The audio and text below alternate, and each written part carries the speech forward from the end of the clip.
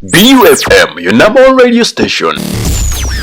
BUFM!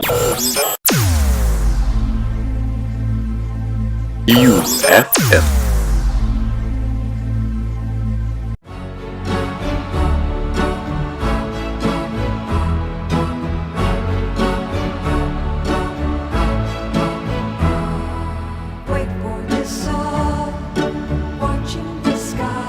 But working with Kamala, she is bright, she is tough, she's honorable. And the thing I like about her, and one thing we share in common, is that we have an optimistic view of the future here. Yeah, I mean, she doesn't have a plan. She copied Biden's plan, and it's like 4 sentences, like run, spot, run. 4 sentences that are just, oh, we'll try and lower taxes. BUFM, your number one radio station. BUFM! BUFM. A very good morning, our dear listener, and welcome you back from where you have been. This is 90.1 BUFM, your number one radio station, and today, still on the show, never to forget, the show is called The Political Podium. In this show specifically, for those who have not been following us, we talk about the different political arenas in the world. We talk about America, we talk about Asia, we talk about China, we talk about the different parts of the world, but specifically we are dealing in the politics arena. Today I have a lot in stock, apparently, because a lot has been happening all around the world, and what is on fire currently is the politics of United States of America. When I talk about United States of America, you all have to understand that it is one of the superpowers of the world, because some of my last programs I talked about the superpowers of the world, and we have China, we have France, we have America, we have Russia, name it. All this is happening. Why? Because America wants to get a new leadership.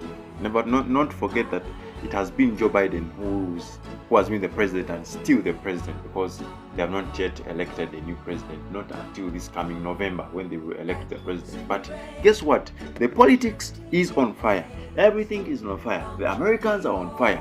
And not only the Americans, also the other countries are on fire, because they are listening critically to what is going on in America. Don't forget, we'll be right back. Let's go in for a short break. I believe in the ambition, the aspirations, the dreams of the American people. And that is why I imagine and have actually a plan to build what I call an opportunity economy. Because here's the thing. We know that we have a shortage of homes and housing. And the cost of housing is too expensive for far too many people. BUFM. We welcome you from that short break. Specifically, we are going to look at America, United States of America, and the politics of America today. And there is a very sensitive topic that has been going on, that has been passing around, specifically the Project 2025. Project 2025 is a very sensitive topic, and most of the Americans are against this project. And among the manifestos for Donald Trump, it has been this Project 2025. Not to forget the aspirants of the presidency of America. We have 2 candidates specifically, one from the Democratic Party, another one from the Republican Party. From the Democratic Party, we have KAMALA Harris. Those who know this strong lady who has become now, they are trying to say that she is replacing the Hillary Clinton who was there some time back, who had also contested against Donald Trump. And also we have again now Donald Trump has come in for the second term. All these 2 are promising. But among the manifestos of Donald Trump is promising to come in with Project 2025. What is in Project 2025?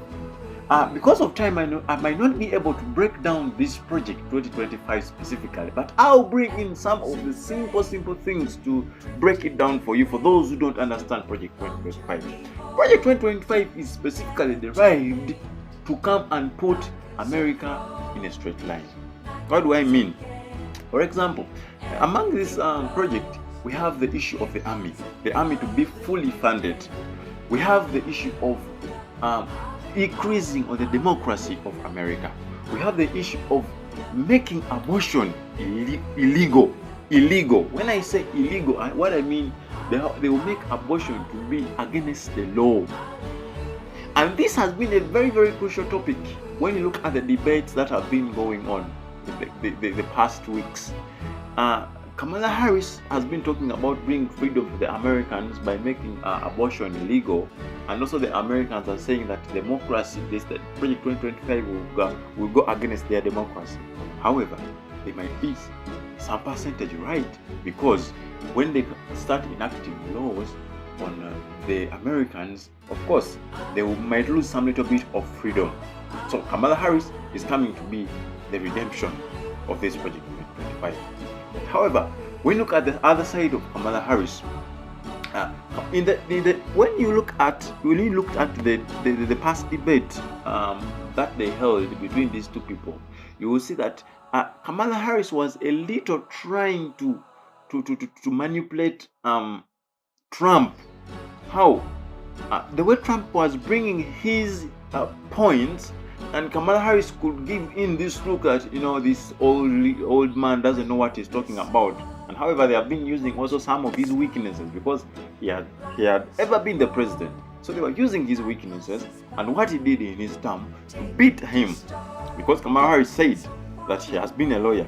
By the way, for those who don't know that Kamala Harris is a lawyer, in my past shows, she is a professional lawyer. She has been an attorney general of the previous states, so she is well experienced. And so she says that people like Donald Trump, she has handled people like Donald Trump. I'll play for you this voice note, and you listen exactly to what she was saying. But don't forget, America right now, we are on a standby. Any slight change, we are to vote. So let's go for a short break. But when we come back, we shall specifically talk about the voting system. How are we going to vote? But don't forget that in America, it's not the voters who are supposed to decide who the president is to be. Yes, they elect, but we have what we call the electoral college. We shall be right back. UFM.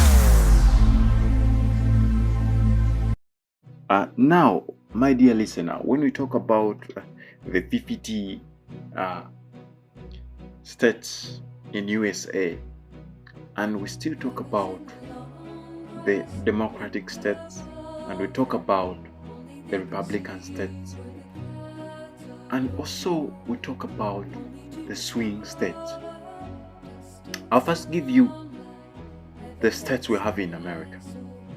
First, we have Alabama, we have Alaska, we have Arizona, we have Arkansas, we have California, Colorado, Connecticut, Delaware, Florida, Georgia, Hawaii, Idaho, Illinois, Indiana, we have Iowa, we have Kansas, we have Kentucky, we have Louisiana, we have Maine, we have Maryland, we have Massachusetts, we have Michigan, we have Minnesota, we have Mississippi, we have Missouri, we have Montana, we have Nebraska, we have Nevada, we have New Hampshire, we have New Jersey, we have New Mexico, we have New York, we have North Carolina, we have North Dakota, we have Ohio, we have Oklahoma, we have Oregon, we have Pennsylvania, we have Rhode Island, South Carolina,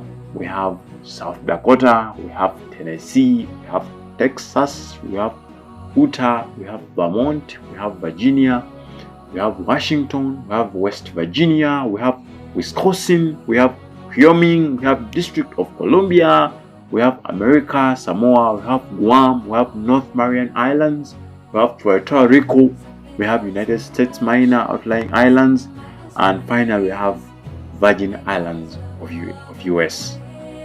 So all these states that I've talked about, that I have mentioned, yes, there are most of them are Republican.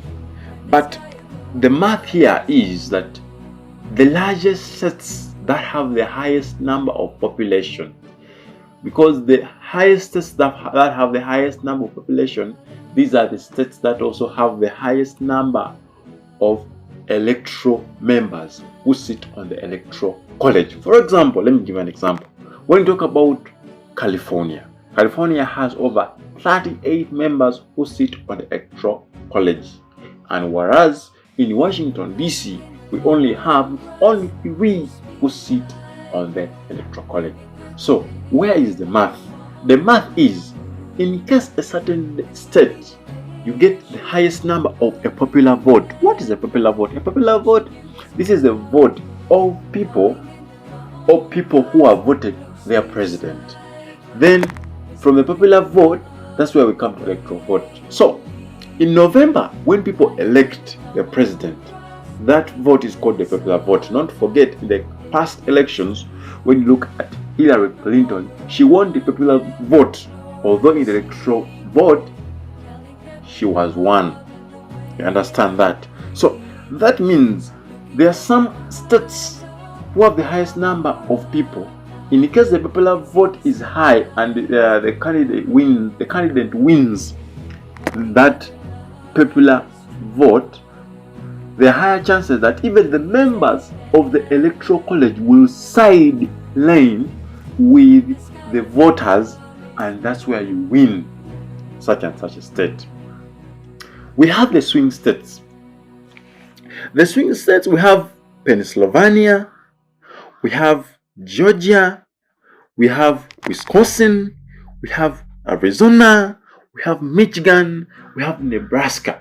These are the swing states. You understand? So that means there are specific kind of states. For example, Pennsylvania, Georgia, and North Carolina. These states, in case you win the highest number of votes. Why? Because Pennsylvania is a big state and it has the highest number of people. That means it has the highest number of electoral voters. So if it has the highest number of electoral voters, this means that there are higher chances for you to win. And however, these are the type of voters who change anyhowly, because they are called the swing states. Today, the Democrats can win.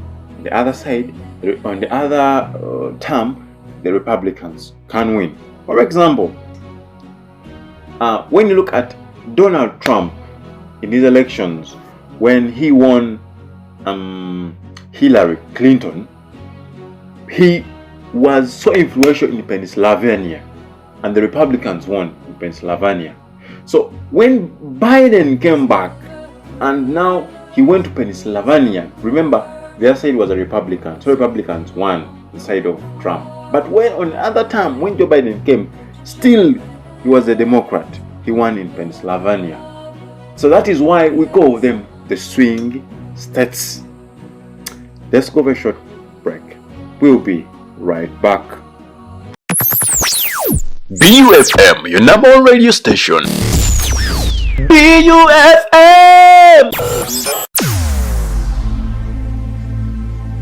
BUFM. But working with Kamala, she is bright, she is tough, she's honorable. And the thing I like about her, and one thing we share in common, is that we have an optimistic view of the future here. Yeah. I mean, So my dear listener, welcome back from that short break. Now, there are different aspects as to why these states are called the swing states. And we have to be very, very, very keen about this, mostly in the politics. When one candidate loses out on this, he or she may not be the president. But when one candidate gets it all, he or she might be president. When you look at the states, specifically when you look at Arizona, most of the Arizonians in this state, most of them are white. And they are so much against about the immigration. The people are coming into the United States of America illegally, and they are so much against the blacks and what. That means here Trump, when you look at Trump has more of advantage there. So when you look at the state of Michigan, when you look at the state of Michigan, most of the people are Arabs. They're Arab Americans. That means they have that blood of Asian blood in them. So that means when you look at this, Kamala Harris may have more of advantage there because she is half Asian and she is half Black American. So that means she has more advantage that side. When you look at Georgia, a third of Georgia, most of them are black people. Black people. So when you look at Pennsylvania, yes, Pennsylvania, most of the people in Pennsylvania, they might be mixed, but it is one of the largest swing states. That means going to each and every person, you need to go an extra mile. So with all these differences that they have amongst themselves, that's why it's called the swing state. People can change anytime and anyhow. So I believe that that's the reason why in the past few rallies and campaigns, most of the candidates here in America have put more concentration on these states, more especially Pennsylvania. They have put concentration on Georgia. They have put concentration on Michigan. They have put concentration on North Carolina and other states. Don't forget, this is BUFM 90.1 FM. So we shall be right back, same time tomorrow. Don't forget the political podium. Shall be exploring more about the politics still of the United States of America. Have a good day. Bye.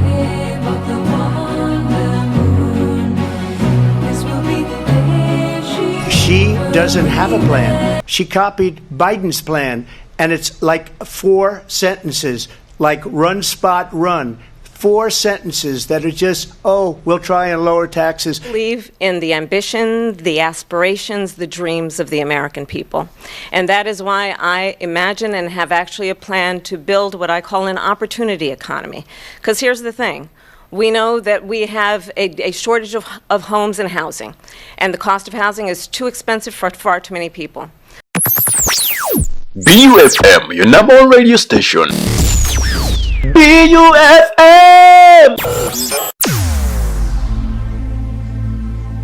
BUFM.